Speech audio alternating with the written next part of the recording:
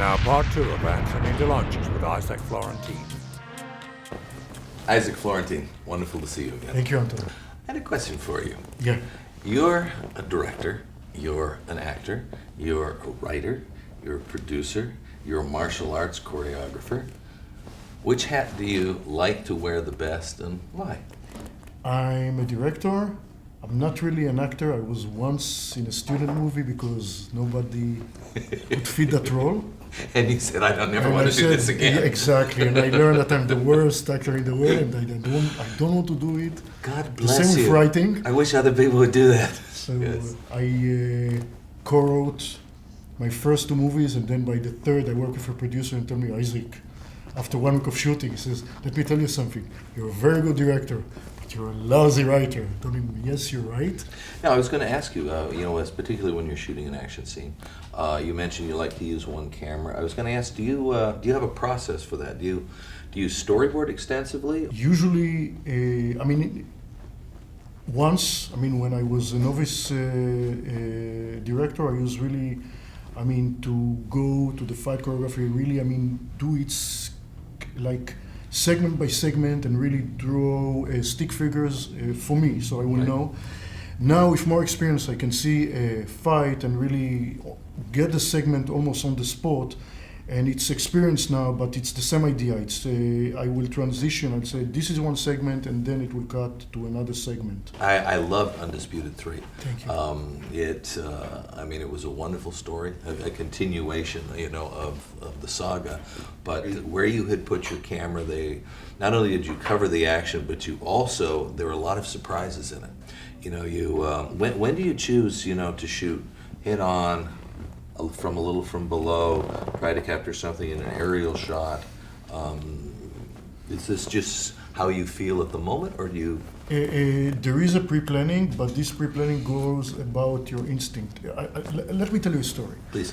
When I came to the States, when I did movies, back in Israel when I was like in high school, like in 8mm, you had one roll of 8mm. I remember 8mm. You had to Super 8. You had to edit before you shoot, and I still have this mentality. First I edit, then I shoot. Mm-hmm.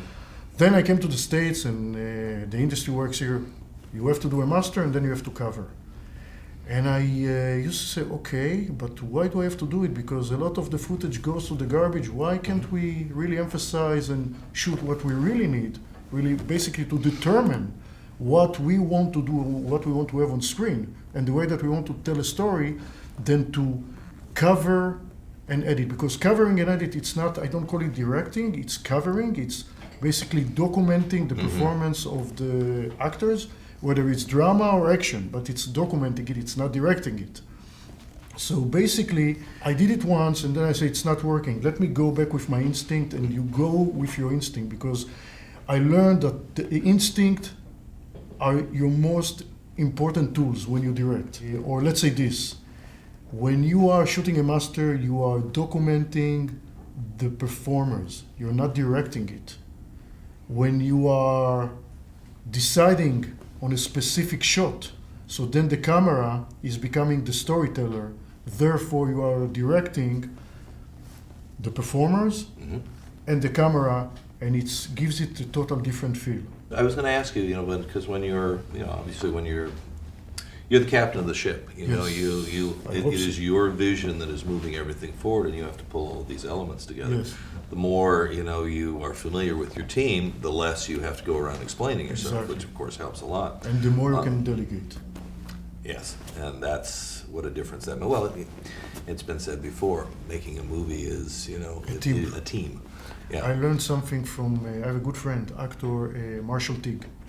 I've done a few movies with him, and he told me once, Isaac, we are cogs in a big machine, and all this machine works together. So we are cogs in a big machine. That's what we are, all of us. What's next for you? You got anything on the horizon? We're in the business of dreams, and Sure. we don't know what's tomorrow. Yeah. So And you don't like to talk too much about things, but exactly, because I've got a superstition, which means Sure. only if I'm on the set and I see the camera rolling or hear it, only then I believe that something is happening. So I don't want to jinx anything.